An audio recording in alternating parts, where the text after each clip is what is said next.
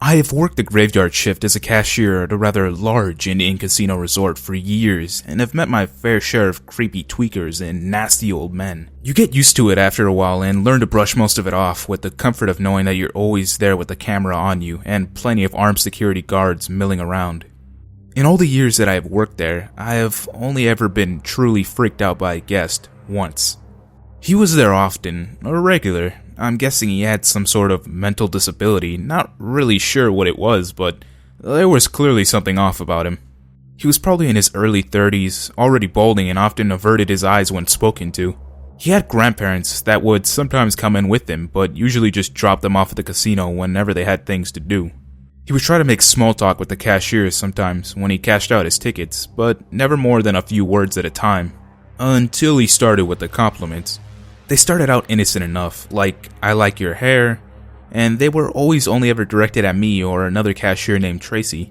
Now, me and Tracy don't look alike, but we're both bigger girls and have similar features that this guy was apparently attracted to.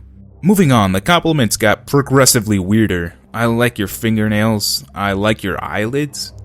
The compliments led to some laughs and a lot of Silence of the Lambs skin jokes from coworkers. We laughed too and then brushed it off like every other creepy moment we got. Then one day, the guy walks up to my window and says, "Hi, Cherry. What size shoe do you wear?" I was thrown off by the new nickname and immediately threw out a random number as all the skin jokes came flooding back. Although I was sufficiently creeped out, I still wasn't feeling threatened. I tried to appear busy when the guy would approach my window, but as I am stuck in a cage while I'm at work, I couldn't exactly run or hide. Unfortunately, the nickname stuck and creepy guy continued to call me Cherry and the weird compliments kept coming. I tried to talk to some of my supervisors about the situation, but they found it too funny to see me cringe at his approach and assured me that I was never in any real danger, and that the guy was just socially awkward and harmless, until the compliments finally went overboard. One night I was cashing out the creepy guy's tickets when he looked straight at me in the eyes and asked, "Do you like to be tied up?" "Excuse me?" I said, completely dumbfounded. "I'm gonna tie you up." I just stared at him, alone in my cage and unable to think of a response. He finally broke eye contact after what felt like forever, and then he started laughing loudly and walked away from my window. That was the last straw. The casino manager was informed, and it came out that there was a girl in the beverage department that had also been being harassed. The worst part is that because his grandparents spend quite a bit of money at the casino on the regular, all he got was a stern talking to by the casino manager. Luckily for me, they came a lot less after the incident and eventually stopped coming in altogether. So, creepy casino guy? Glad you didn't come in anymore, and let's never meet again. This happened back in 2010. I was working in a hotel suburban area. It was a really nice place. When I first started there, I was both a PT front desk clerk and a PT night auditor. I had just been promoted to a day job, and a week left at the front desk before I was switching to my Monday through Friday gig. It was just like any other night. That's when around about 3 a.m., I received a phone call. The guy sounded my age and attempted to strike up a conversation with me. I have to give my name when answering the phone, so he got my name, of course, and starts asking me personal questions, which were harmless, but nevertheless I tell him I'm hanging up as I have a job to do. He wouldn't give me his name, but instead he said, "Why don't you call me John?" I hung up and finished my shift. The next night at around 3:30 a.m., I received another phone call from John. He started off with asking me out for a drink again, to which I declined and hung up on the phone. He called back about 5 times that night, each time getting more lewd in his comments and just trying to keep me talking. He ended his last call with the phrase, "I see you like singing karaoke. I love doing that. Let's go out together sometime." I had just gone on a few nights prior with my friends and posted about it. I asked him how he knew my full name and he wouldn't tell me. I hung up. I deleted my Twitter and Foursquare pages, and when my boss came in at 7 a.m., I told him what had been going on. We told my GM and my security guard put it in his report. I only worked 2 overnights a week, luckily, but when I came back in the next week, so did he. The phone call started around 3 a.m. and lasted for an hour or so. But this time was a little bit different. John was angry that I deleted my accounts so he couldn't keep an eye on me and make sure I wasn't cheating on him. I told him to fuck off and that I'm not answering the phone anymore.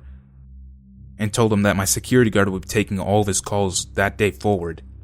He went silent for about 10 seconds, and then screamed, "You're gonna be with me whether you like it or not. I'm coming for you," and he hung up the phone. I, of course, freaked the fuck out and called the police. Luckily I had my security guard there, so I wasn't completely alone. But thank God it must have been a slow night because it took the cops mere minutes to get there. I called my night supervisor who left at 11 p.m. and he managed to calm me down. One cop was nice enough to stay there until my shift was done, and with that I told my boss that even though I had a week left of overnights, I couldn't and wouldn't do it. Thankfully they understood and I moved to daytime hours, as well as sent an email out to everyone telling them that anyone who called for me was sent directly to the GM. Thankfully, everything stopped after that, minus a few phone calls from the security guy for about a week. He told the guy that I had quit because of him, and the calls stopped. This still creeps me out though. We think he may have been a former guest at the hotel, but I never found out who it was.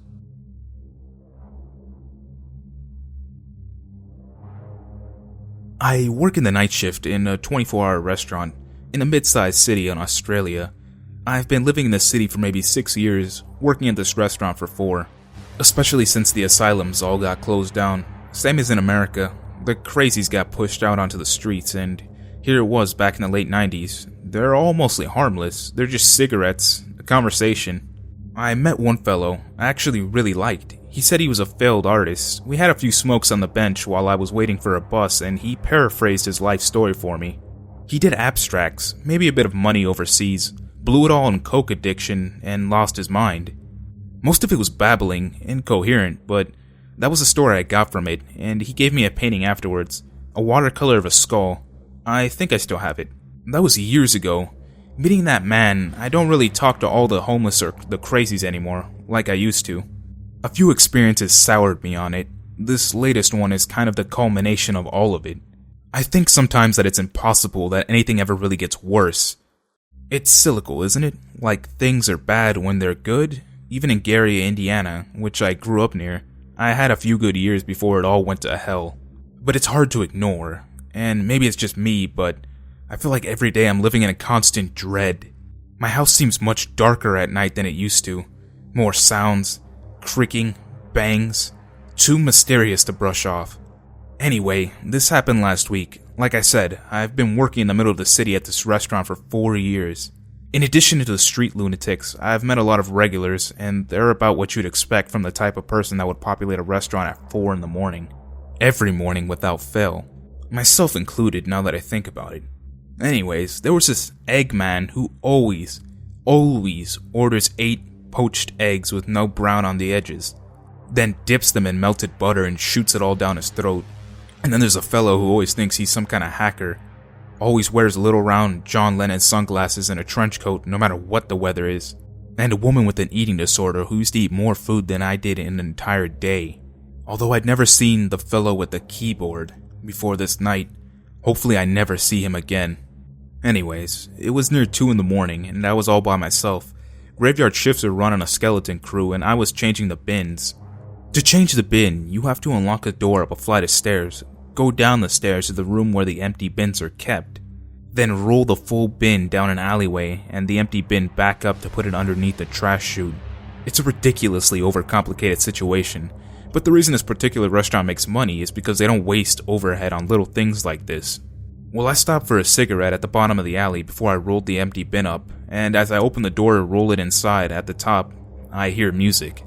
I heard the Star-Spangled Banner song loud, and the instrument sounded strange, like music in an old video game. I look up and down the street. Crews of drunks are walking towards me, making me nervous as always. And at the other end, a man with a giant electronic keyboard under his arms. The man was old, maybe in his 70s, but he was robust, big arms, and he was wearing stained shorts and a short-sleeve button-up that had a few buttons.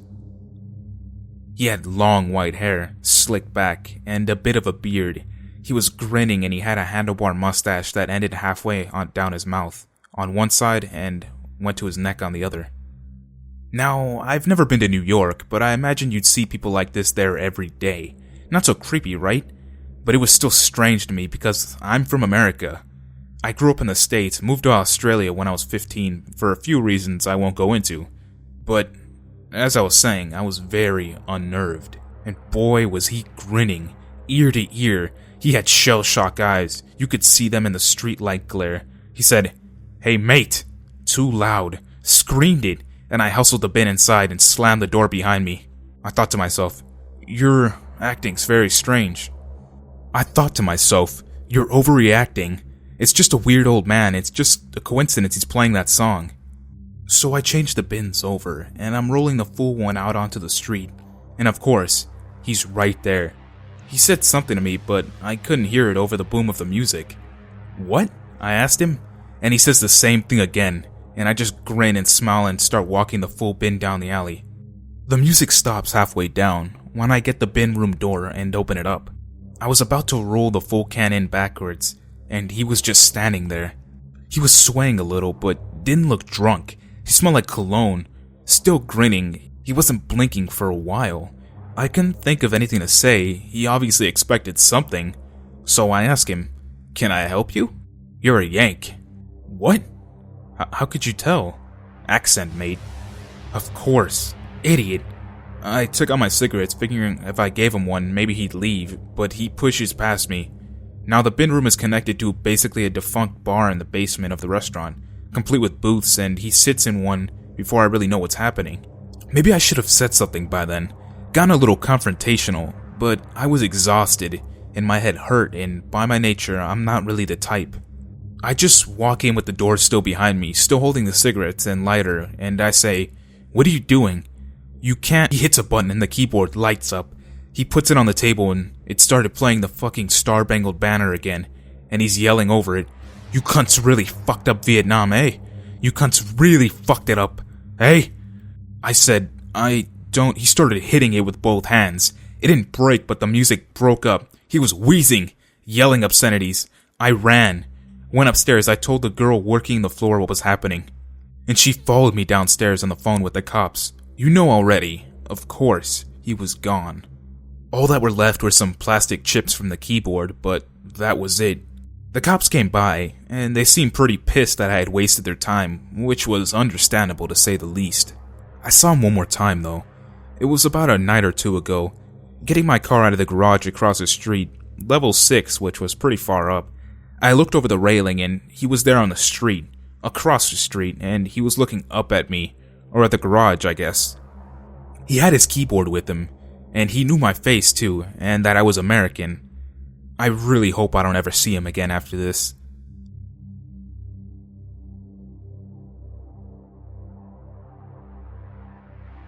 This all happened when I was about 16, in high school and working my first part-time job at a fast food restaurant located right off the highway. It wasn't uncommon to get a lot of crazy customers. I arrived at work one day and was surprised to see that my schedule for the week had changed, giving me a graveyard shift on the Friday night. The thought of being at this place overnight gave me the creeps, and I thought my manager was insane for making me, the youngest employee, take a night shift. But it wasn't a school night, and I didn't want to seem like a baby, so I accepted the shift. When the night came, it was just me and another coworker who was a larger man and was very friendly, so I felt more safe with him there. Before leaving, my manager gave me the rundown on how the night was supposed to go. At 11 p.m., I was supposed to lock the doors and we would only be taking drive-thru orders. But on this particular night, which was just my luck, one of the main doors had been broken and wouldn't lock properly. He said, if anyone comes in, just tell them they can't be in the lobby and to order through the drive-thru. After these words of wisdom, my manager went home to the comfort of his bed and I started my long night. Being slightly paranoid and not used to the new shifts, every noise I heard from the outside made me jump. A few times some customers came in through the unlocked door but quickly and politely left after being asked. When it reached about 1 a.m., I was in the back of the store organizing boxes when I heard the slam of a heavy door. I ran to the front to tell whoever it was that they couldn't go through the door, but I saw no one. I walked into the lobby and looked around for a bit but didn't see anyone there. Did you hear someone come in? I asked one of my coworkers as he also came to investigate. Maybe they left, but I'll check the bathroom just to be safe, he said as he opened the men's bathroom, then quickly came back out. Nope, no one's here. You should check the girls' bathroom, he advised. I agreed and opened the door to the women's bathroom. At first I didn't see anything, so I called out, anyone in here? No response. To double check, I took a few steps into the bathroom, and at this time, I was able to see some feet behind a stall. The stall door was wide open, and as I got closer, I was able to see inside. My stomach instantly sank. I caught eyes with a woman with long, tangled brown hair, crouched next to the toilet with a needle in her arm. She jumped up out in surprise and ripped the needle out of her arm. Blood squirted all over the floor. She raised the needle over her head and started running towards me. I screamed and ran as fast as I could out of the bathroom and past my coworker. I whipped around just in time to see her run out of the door. My heart was racing and I was scared half to death, and ended up going home right after that. I quit the next day. So, lady shooting up in the bathroom at 1 in the morning? Let's never meet again.